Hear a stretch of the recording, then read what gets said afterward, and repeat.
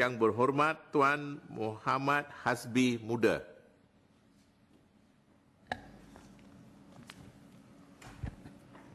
Terima kasih Datuk Yang di-Pertua atas peluang yang diberikan untuk saya turut sama mengambil bahagian dalam perbahasan rang undang-undang perbekalan bagi tahun 2023.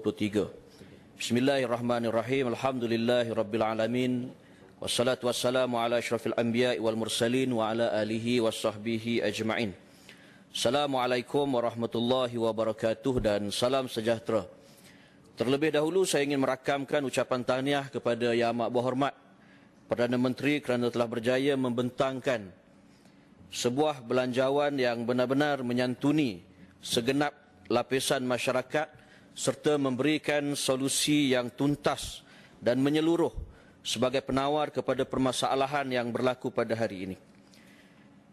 Datuk Seri Yang di-Pertua, untuk pertamanya saya ingin menyentuh tentang perkembangan perang Rusia-Ukraine dan kesannya kepada pertanian di negara kita.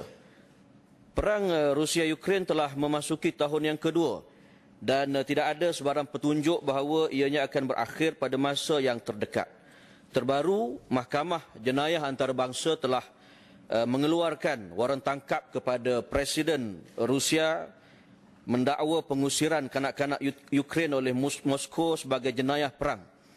Dan walaupun kita menyokong waran tangkap yang dikeluarkan itu, tetapi jelas hipokrasi oleh negara-negara barat apabila penjenayah perang daripada kuasa-kuasa besar seperti Amerika Syarikat tidak pula menghadapi tindakan yang sama. Kesan perang ini tidak hanya melibatkan negara-negara yang berdekatan dengan mereka, tetapi ia juga memberikan kesan kepada seluruh negara, seluruh dunia, termasuk negara kita. Ini kerana gabungan kedua-dua negara itu meliputi menjadi pembekal utama, kedua-dua negara tadi, Rusia dan Ukraine tadi, menjadi pembekal utama kepada makanan dunia yang meliputi 25% daripada bekalan. Apabila perang melanda, hasil pertanian dan produk makanan seperti gandum, jagung, barley dan lain-lain bijirin tidak dapat dikeluarkan seperti mana biasa disebabkan oleh perang dan sekatan yang dikenakan. Begitu juga Rusia yang membekalkan sekitar 30% kepada bekalan baja dunia, khususnya baja untuk pertanian. Apabila perang melanda, bekalan berkurangan menyebabkan kenaikan harga barangan makanan dan baja untuk harga kenaikan untuk barang makanan dan baja untuk pertanian. Ia memberikan impak yang besar kepada sektor penternakan, penanaman padi dan sektor perladangan di negara kita apabila harga baja dan makanan ternakan ini mendadak naik. Oleh yang demikian, Datuk Seri Yang di-Pertua, saya ingin mencadangkan supaya kerajaan mencari jalan keluar. Dan antara langkah yang boleh dilaksanakan ialah dengan mencari ruang-ruang baru, khususnya sesama negara ASEAN. Saya difahamkan beberapa negara ASEAN termasuk Indonesia ada mengeluarkan jagung untuk dijadikan makanan haiwan yang ditanam secara besar-besaran di Sulawesi. Begitu juga dengan pengeluaran produk pertanian, penternakan dan pemakanan lain daripada Filipina, Thailand dan Vietnam yang juga boleh diberikan perhatian. Selain mencukupkan bekalan yang diperlukan oleh negara, ia juga boleh mengurangkan kos kerana jarak di antara negara ASEAN ini yang dekat, selain boleh mengukuhkan ekonomi dan hubungan diplomatik sesama negara ASEAN.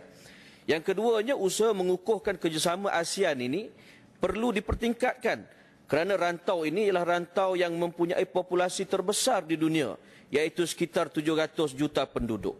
Ia memberi makna bahawa ia adalah pasaran yang besar dan berpotensi. Namun sehingga ke hari ini, nilai perdagangan antarabangsa, khususnya import ekspor sesama negara ASEAN, lebih kecil berbanding dengan negara-negara yang di luar ASEAN. Usaha yang lebih aktif mestilah dirangka, khususnya oleh Kementerian Luar dan Kementerian Perdagangan dalam perdagangan antarabangsa dan industri, agar ekspor produk sesama ASEAN dapat dipertingkatkan. Menjelang 2030 ke 2050, saya difahamkan 3 negara ASEAN akan berada dalam kumpulan 25 saiz ekonomi terbesar di dunia dari sudut GDP-nya, iaitu Indonesia, Filipina dan Thailand. Ia dipacu salah satunya oleh pertambahan populasi berusia muda, produktif serta pasaran yang besar. Walaupun saiz Malaysia lebih kecil berbanding dengan mereka, terbukti sebelum ini Malaysia pernah memimpin ASEAN apabila menjadi antara negara yang paling laju perkembangan ekonominya. Oleh itu kesempatan ini mestilah diambil oleh kerajaan agar kita boleh bergerak seiring dengan perkembangan tersebut. Datuk Seri Yang di-Pertua, sebagaimana yang kita tahu, pandemik COVID yang melanda dunia pada hujung 2019 telah memberikan impak yang besar kepada kita bagi mengekang penularan wabak, dan bagi mengekang penularan wabak, kerajaan telah mengenakan PKP secara besar-besaran. Kilang-kilang dan sektor pembuatan ditutup, perniagaan kecil dan sederhana banyak yang gulung tikar dan rakyat juga banyak yang kehilangan pekerjaan dan sumber pendapatan. Dan kita juga tahu antara langkah yang diambil oleh kerajaan ialah dengan membenarkan pengeluaran khas yang melibatkan empat skim, dan daripada hampir 1 trilion simpanan yang ada dalam KWSP, pengeluaran khas itu telah pun melibatkan jumlah yang begitu besar, iaitu sebanyak 145 bilion. Dan memang sehingga ke hari ini kita sedar bahawa desakan untuk pengeluaran khas oleh rakyat khususnya yang terjejas ini dibenarkan lagi. Walau bagaimanapun pendedahan yang dibuat oleh Kementerian Kewangan mengenai simpanan median simpanan umpamanya oleh pencarum Melayu yang jatuh merudum daripada 15,500 ke 4,900, dan juga kaum-kaum yang lain juga menunjukkan penurunan, ianya memberikan satu gambaran ataupun satu masalah yang besar kepada kita. Median ini lebih tepat kalau kita ukur daripada nilai purata, kerana median ini ialah titik tengah ataupun gambaran yang lebih jelas bahawa itulah nilai simpanan yang dimiliki oleh sebahagian besar daripada pencarum kita. Satu lagi isu yang tidak kurang penting, Datuk Seri Yang di-Pertua, ialah kalau kita melihat data dalam KWSP juga, daripada 8.3 juta pencarum aktif ataupun yang jumlah lebih besarnya ialah 15.7 juta pencarum secara keseluruhannya, ahli yang menyimpan ataupun yang mendaftar dalam caruman simpanan syariah hanyalah berjumlah 1.25 juta sahaja. Maknanya daripada jumlah keseluruhan pencarum, nilai itu lebih kurang 8% sahaja. Dan daripada nisbah dengan peratusan daripada jumlah ahli pencarum yang aktif, jumlah itu hanya sekitar 15%. Jumlah yang rendah ini, peratusan yang rendah ini, memberikan gambaran kepada kita bahawa inisiatif simpanan yang patuh syariah ini tidak dimanfaatkan sebaik mungkin oleh rakyat, terutamanya oleh penyimpan yang beragama Islam. Jadi saya minta Kementerian Kewangan untuk memperincikan peratusan ataupun jumlah yang menyimpan dalam simpanan syariah ini berbanding dengan jumlah secara keseluruhannya, dan apakah langkah-langkah yang diambil oleh kementerian, baik Kementerian Kewangan ataupun Kementerian Jabatan Perdana Menteri Hal Ehwal Agama, untuk mendidik, kerana ini melibatkan soal hukum, soal halal dan haram, dan sudah tentu bagi kita orang Islam seharusnya lebih teliti dalam soal ini. Datuk Seri Yang di-Pertua, kalau boleh saya juga ingin mengambil kesempatan ini untuk merakamkan tahniah dan terima kasih kepada kerajaan di atas inisiatif untuk membantu khususnya pencarum yang simpanannya yang usianya antara 40 ke 54 tahun dengan ditambah sebanyak RM500 bagi jumlah caruman mereka yang kurang daripada 10,000 dalam akaun satu. Ini satu tindakan yang saya kira pertama kali, dan ianya perlu diambil manfaat, diambil perhatian oleh rakyat. Dan kalau boleh dicadangkan, Datuk Seri Yang di-Pertua, kerajaan juga menambah sumbangan kerajaan dalam air saraan. Kalau sebelum ini, saya ingat pada waktu zaman di bawah kerajaan Pakatan Harapan 2018 dulu, kita perkenalkan air saraan yang sumbangan kerajaan maksimum RM250. Dan sekarang ini di bawah kerajaan perpaduan ditambah kepada RM300. Ini satu langkah yang cukup baik untuk kita menggalakkan supaya golongan-golongan yang tidak ada majikan ini, yang bekerja sendiri, gig ekonomi dan sebagainya, mereka mencarum sendiri kerana ada insentif tambahan selain daripada dividen yang dia akan dapat pada setiap akhir tahun perakaunan itu. Dan kalau boleh dicadangkan, Datuk Seri Yang di-Pertua, sekarang ini had simpanan sukarela, kalau kita menyimpan secara sukarela, had di KWSP itu hanya 60,000 sahaja setahun. Jadi saya nak cadangkan kepada kerajaan, apa salahnya kita tingkatkan had sumbangan sukarela itu biar mungkin mencecah 150,000 ataupun 200,000. Sebab ada di kalangan anak muda yang belum ada komitmen yang besar, mereka ada dana. Jadi mereka-mereka ini yang belum beli rumah, beli kereta dan sebagainya, mereka boleh menyimpan di KWSP dan dapat pulangan yang cukup kompetitif.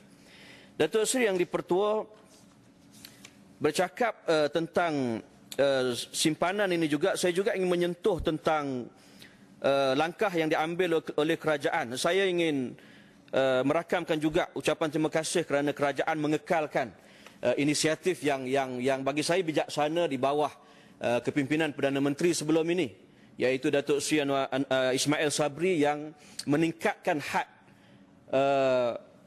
simpanan, had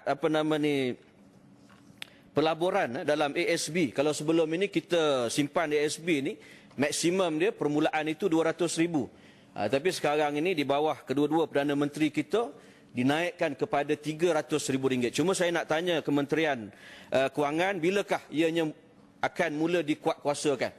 Sebab saya cek di laman web setakat 2 hari lepas belum lagi. Jadi kita harap inisiatif ini, sebab kita dah masuk bulan Mac, seharusnya hak tambahan 300,000 itu disegerakan supaya dapat dimanfaatkan dengan sebaik mungkin.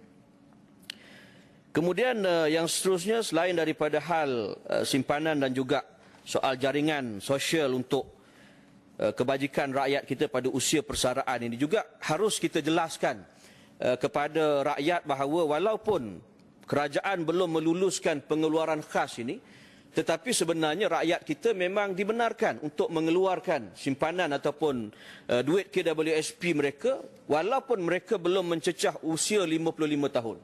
Maknanya walaupun kita tak ada air Citra, air Lestari ke air Sina dan sebagainya, sebenarnya banyak kelonggaran yang diberikan oleh kerajaan untuk kita keluarkan duit. Maknanya untuk pengeluaran secara sebahagian, kalau kita rujuk di website laman web KWSP, saya ingat lebih daripada 13 item kita boleh keluarkan simpanan kita dalam akaun 2. Umpamanya, kalau usia mencecah 50 tahun, kita boleh keluarkan untuk tujuan pendidikan, untuk tujuan beli rumah, untuk selesaikan baki pinjaman perumahan, ansuran bulanan pinjaman perumahan, untuk menunaikan haji, untuk tujuan kesihatan.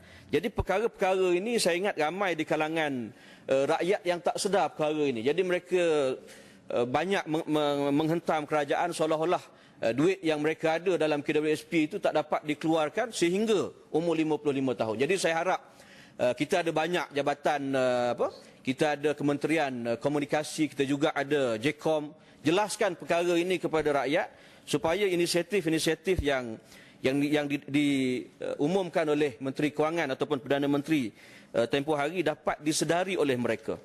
Datuk Seri Yang di-Pertua, perkara yang seterusnya yang saya ingin sentuh juga ialah tentang isu perumahan.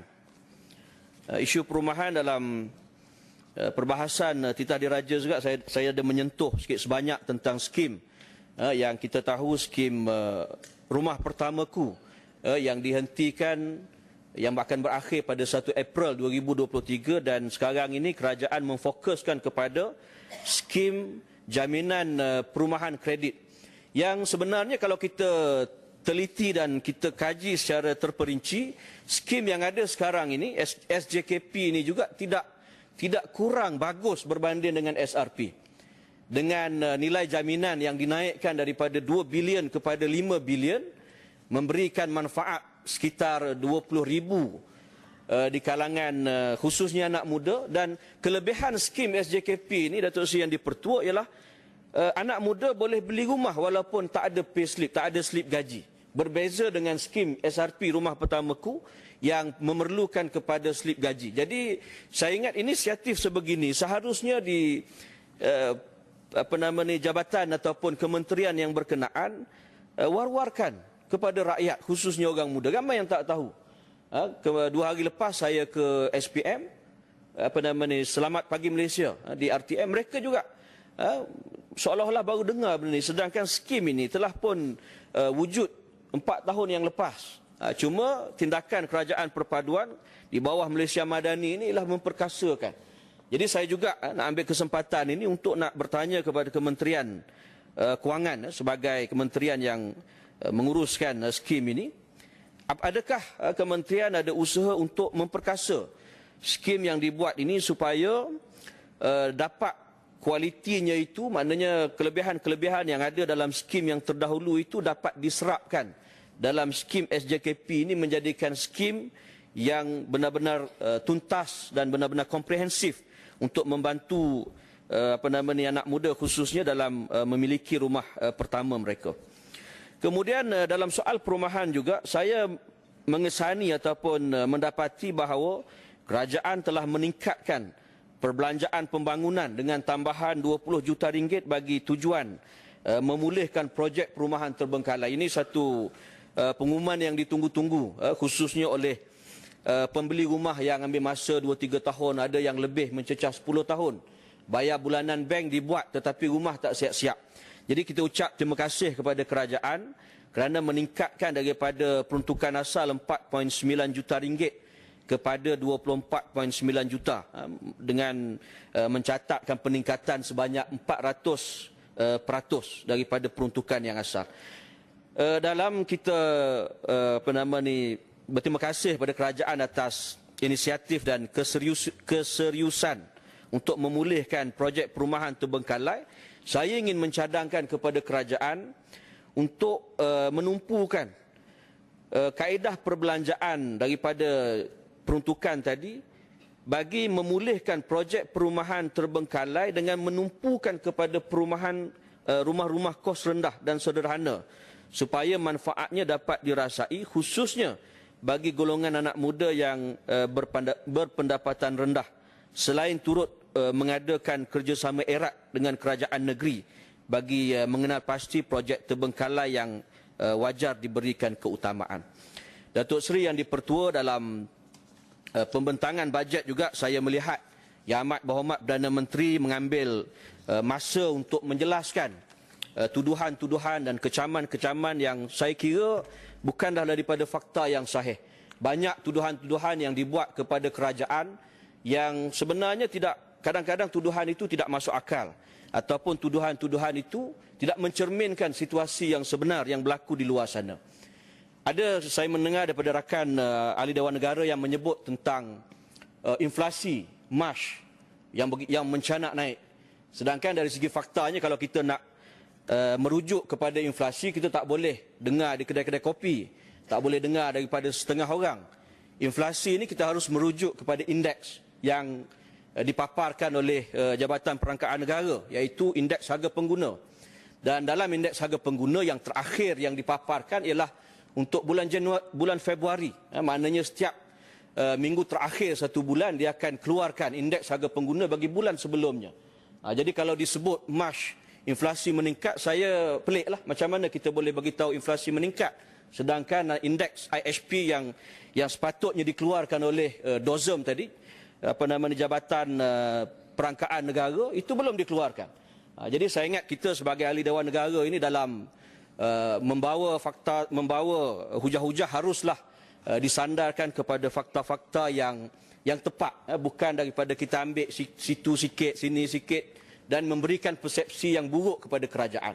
Kalau kita tengok dalam inflasi negara kita, sebenarnya mencatatkan penurunan. Umpamanya kalau kadar inflasi pada Januari yang lepas daripada 3.7% dah turun kepada daripada 3.8% turun kepada 3.7%. Dan pada bulan Februari yang terbaru ini, kadar itu mereda kepada 3.7%.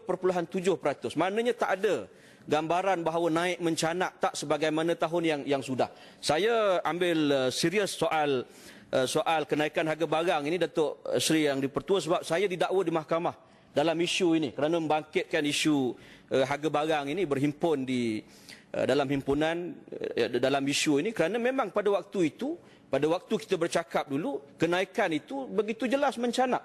Bukan data-data yang dikeluarkan oleh parti-parti Pakatan Harapan, bukan data yang dikeluarkan oleh pihak-pihak yang lain, tetapi oleh kerajaan sendiri, oleh pihak DOSM sendiri. Jadi saya ingat dengan kita melihat kepada data-data yang lebih kredibel ini, insya-Allah perbahasan kita selaku ahli Dewan Negara ini akan lebih dihormati oleh rakyat ataupun warga negara, rakan-rakan kita di luar sana. Begitu juga dalam ada dibangkitkan soal kerajaan bohong. Disebut soal kerajaan berjanji untuk tidak melantik-lantikan politik di JLC. Saya rasa peliklah. Kerana pelantikan yang dibuat oleh kerajaan itu umpamanya bukan pada JLC. Lantikan itu dibuat di badan berkanun. Dan badan berkanun dengan JLC lah dua benda yang berbeza. Kalau kita sebagai ahli Dewan Negara tak boleh membezakan antara JLC dan badan berkanun, maka saya fikir orang akan mentertawakan kita. Memang dalam janji Pakatan Harapan, saya kesan dalam manifesto Pakatan Harapan memang ada sebut dalam manifesto bagi tahun PRU 2018 ada disebut bahawa lantikan-lantikan politik di JLC itu akan dikurangkan ataupun akan ditiadakan. Tetapi apa yang kita tengok dalam sehari dua ini ialah di agensi-agensi kerajaan, iaitu badan berkanun. MARA ialah badan berkanun. FELDA itu badan berkanun, itu bukan JLC. Tetapi kalau lantikan itu dibuat umpamanya dalam umpamanya ada anak syarikat MARA Holding, Sendirian Berhad sebagainya, itu barulah kita boleh mengkritik kerajaan. Jadi saya ingat kualiti perbahasan kita juga harus kita perhalusi dan tekuni kepada istilah-istilah itu, kerana kalau kita pun tak boleh membezakan antara istilah-istilah yang digunakan, maka macam manalah orang di luar sana dapat memahami dengan lebih baik. Ada juga pandangan bahawa bajet ini bajet yang bersifat balas dendam, bajet yang cuba menghukum parti-parti yang tidak sealiran dengan kerajaan. Saya ingin sebutkan bahawa kerajaan hari ini bukan kerajaan Pakatan Harapan. Kerajaan hari ini bukan kerajaan Barisan Nasional, tetapi kerajaan hari ini ialah kerajaan perpaduan. Dan perpaduan ini tidak semestinya kerajaan hanya perlu menyantuni parti-parti yang berada dalam kerajaan. Tetapi dalam semangat federalism, kerajaan persekutuan juga harus menyantuni kerajaan-kerajaan negeri, kerana mereka juga sebahagian daripada sistem persekutuan yang kita amalkan. Kalau kita tengok peruntukan yang ditambah untuk negeri Kedah, negeri Terengganu, negeri Kelantan, itu jelas menunjukkan kepada kita bahawa Perdana Menteri yang amat berhormat, Perdana Menteri tidak pilih bulu dalam membuat membantu negeri-negeri yang khususnya termasuk negeri-negeri pembangkang tadi. Begitu juga dalam isu royalti minyak, saya fikir dalam kita bincang soal istilah dan sebagainya, isu ini jelas Perdana Menteri hanya menyebutkan dalam usaha untuk menoktahkan kemiskinan, kita menggunakan sebahagian kecil daripada hasil petroleum ataupun dana khas kerajaan persekutuan tadi untuk tujuan menoktahkan miskin tega. Saya rasa sedikit hairan kenapa kita perlu sinis kepada usaha ini. Seolah-olah untuk menoktahkan miskin tegar ini satu usaha yang begitu susah ataupun satu perkara yang begitu sukar untuk digapai. Sedangkan kalau kita rujuk dalam takrif miskin tegar, definisi miskin tegar ini ialah pendapatan isi rumah yang di bawah 1,169. Maknanya jumlah itu kalau kita tengok secara realitinya pun memang satu jumlah yang begitu rendah, dan jumlah bantuan yang diberikan oleh kerajaan sendiri pun dengan sumbangan tunai rahmah, dengan bantuan JKM dan sebagainya, saya fikir dah boleh membantu untuk sekurang-kurangnya lebih daripada separuh untuk mengeluarkan daripada nilai definisi yang saya sebutkan tadi. Jadi dalam usaha untuk menoktahkan kemiskinan tega, dia sebab tak ramai pun. Kalau daripada 32 juta rakyat kita, ketua isi rumah yang dalam kelompok miskin tega ini hanyalah berjumlah 130,000 sahaja. Maknanya peratusan itu begitu kecil, tetapi golongan ini memang benar-benar golongan yang perlu dibantu. Sebab pendapatan kemiskinan tega ini maknanya dia tidak cukup untuk menyara hidup dia.